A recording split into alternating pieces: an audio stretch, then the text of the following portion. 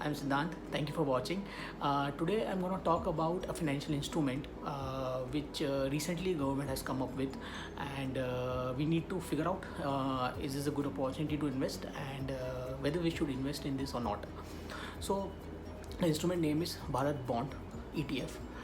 December 2019 में already government has come up with the first issue, and which has got a huge success. Now it is coming up with the second issue, जो कि 14th July से 16th July तक you can apply. So the name is Bharat Bond ETF. So let's start. What is Bharat Bond ETF?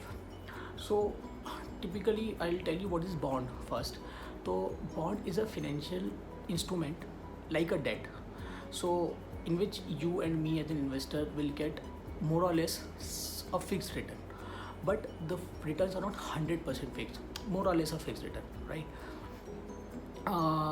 In Bharat Bond ETF, again, the returns are not 100%. It is not 100% assured. Yes, it has a risk.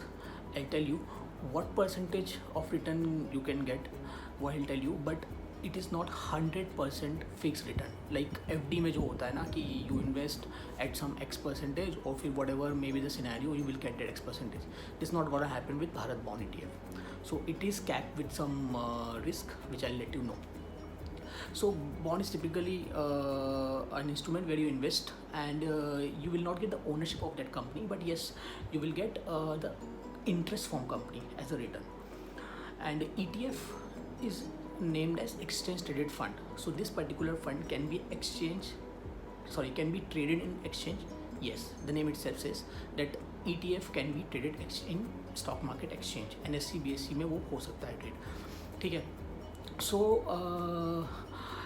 Bharat bond ETF का मैंने आपको बताया कि एक issue already आ चुका है. Now second issue आया है. अगेन पहला जो इशू था उस इशू में भी they have come up with 2 bonds, ETF bonds, for which was for the 3 years and for the 11 years. This time they are coming up again with the 2 bonds, which is for 5 years and 11 years. तो ETF April 2025 is the पहला bond, and the second एक और जो category है वो ETF April 2031 है, ठीक है. So I will just let you know कि इसके बेनिफिट क्या होते हैं, और whether it is a good thing to invest in this kind of debt instrument, और हमें इसके क्या क्या बेनिफिट हो सकते हैं. Will figure out all those things. अब जो ये ETF है, it is more or less similar with mutual funds also. So we have a mutual fund, and I think many of you guys know how mutual fund works, कि वो उनकी basic structuring और basic working क्या होती है. ETF is also a similar product. I'll tell you what similarity is there. So in mutual fund what happens, you invest in some mutual fund, then mutual fund takes all that money and invest in some other companies, different companies, ठीक है, और उसके हिसाब से the return will be calculated and you will be get benefited of it. Same ways ETF also does the same thing. Suppose you bought ETF, ठीक है. So the ETF will again invest your money, but not in the different companies, but the public sector undertakings or public sector companies. तो ये जो public sector undertakings और public sector companies में इनका investment होता है, that ETF does. अब you might ask कि भाई मैं फिर ETF क्यों लूँ? I can directly go and invest in any public sector company, right? What will I get to invest in ETF, and what will I not get to invest in public sector companies? The answer is risk. Your risk will be lower if you invest in those companies through ETF. Example बताता हूँ. तो suppose you have 10,000 rupees in hand, ठीक है. अब कुछ public sector companies होती हैं जो कि ये बोलती हैं कि भाई हमारे यहाँ पे minimum if you want to invest in bond, you have to invest 10,000 rupees or 20,000 rupees. So they have some minimum capping that इतना ही आपको इन्वेस्ट उसमें करना ही है. So in that case, suppose अगर 10,000 रुपये किसी कंपनी के बॉन्ड का इन्वेस्टमेंट कोई कंपनी मांग रही है, public sector undertaking, so you will invest 10,000 rupees and you will get a bond of only one company. But unlike in ETF, what will happen, you will invest 10,000 rupees, but your portfolio get diversified into different public sector undertakings. अब those public sector undertaking could be 5, could be 10, could be 15. वो एक constituent कौन कौन से list में है उसका detail already दिया हुआ है. So suppose you have invested 10,000 rupees or 15,000 rupees, so your portfolio will be diversified into different companies. So that's the benefit of ETF. Does that's why Bharat bond ETF अगर हम लोग plan करते हैं या कोई अगर लेना चाहता है तो उसको ये बेनिफिट मिलेगा कि उसका risk will be less. Bharat bond ETF comes up with two option which is 5 year and 11 year. तो जो पहला 5 year वाला ऑप्शन है उसे कहते हैं ETF April 2025 and the other one is ETF April 2031. Suppose if I opt for an ETF of 5 years, so my money will be invested for 5 years. So my maturity date जो होगी वो होगी अप्रैल 2025 की, ठीक है. So but there is no lock in into it.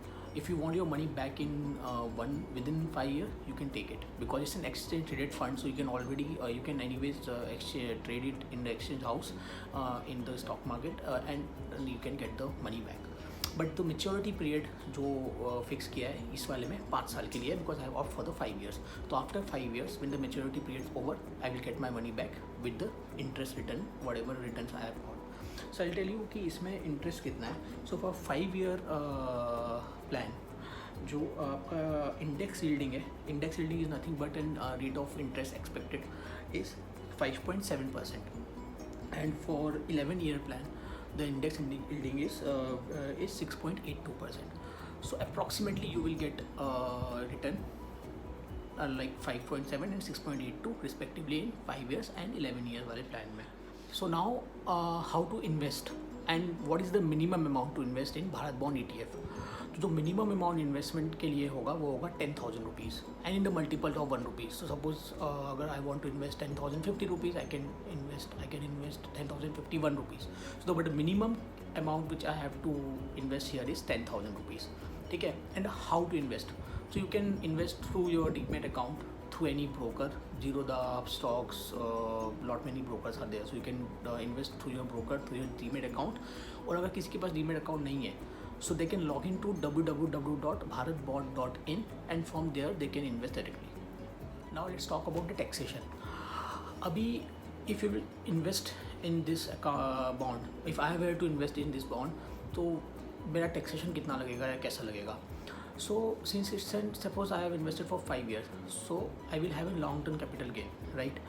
तो जो हमारा long term capital gain taxation लगेगा फॉर 5 year, तो उसमें जो कैपिटल गेन होगा that is have a indexation benefit of 20%.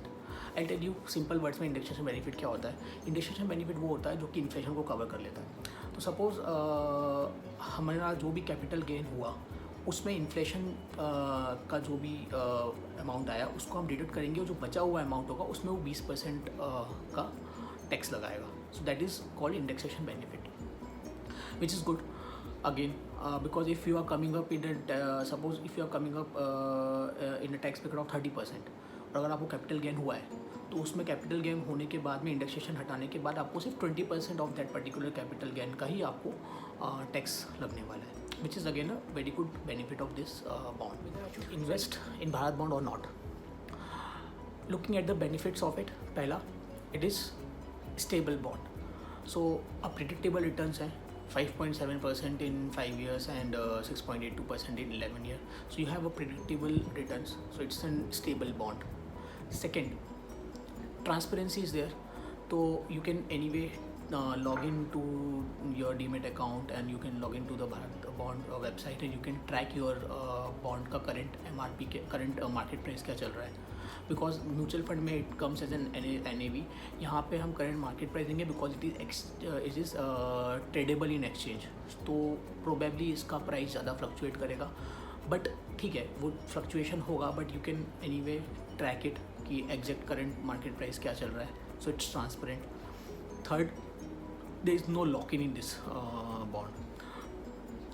Obviously maturity period है but if you wish to exit the bond prior to maturity period that is possible. So there is no locking in this which is a very very good point. कल को अगर suppose कल को कोई और अगर bond market में आता है जो कि सिमिलर काइंड ऑफ फीचर्स दे रहा है बट उसका जो इंटरेस्ट या इंडेक्स यील्डिंग है वो हाई है. So you have an option to exit from this and reinvest that amount in that bond. So no lock-in is one of the great feature which this bond is coming up with. Now the next benefit which I found it good is lower taxation. तो tax rate इसमें लो है because इसमें index benefit है up to 20% का, जो मैं आपको already explain कर चुका हूँ पहले. So this is also a very good feature. Big question is, कुछ लोग होंगे जो बोलेंगे कि यार ETF में इन्वेस्ट करने से अच्छा PPF अकाउंट में इन्वेस्ट कर देते हैं. So my answer to them is कि येस, अगर आप हाई टैक्स स्लैब में जा रहे हो, so suppose if you comes under a high tax bracket or a high tax slab, then this bond is not for you. You should invest your amount in PPF because that will give you exemption in ATC. तो वो वाला case is different. उस वाले case में I would say prefer कि हाँ मैं PPF account में इन्वेस्ट करता हूँ. But suppose if I am या somebody is not coming in to a higher tax slab, तो उसके लिए this opportunity could be a good opportunity. Although इसका जो पहले वाला इशू था उसमें जो रिटर्न्स थे, इंटरेस्ट रिटर्न्स थे, वो ज़्यादा अच्छे थे. वो ऑफ़र कर रहे थे 6.9 on 3 years and 7.5 on 10 years. तो वो वाला ज़्यादा अच्छा था. बट ठीक है, this is second issue. So that's it from my side. I hope I have covered this. बाकी you guys comment your views and also let me know you like it or not.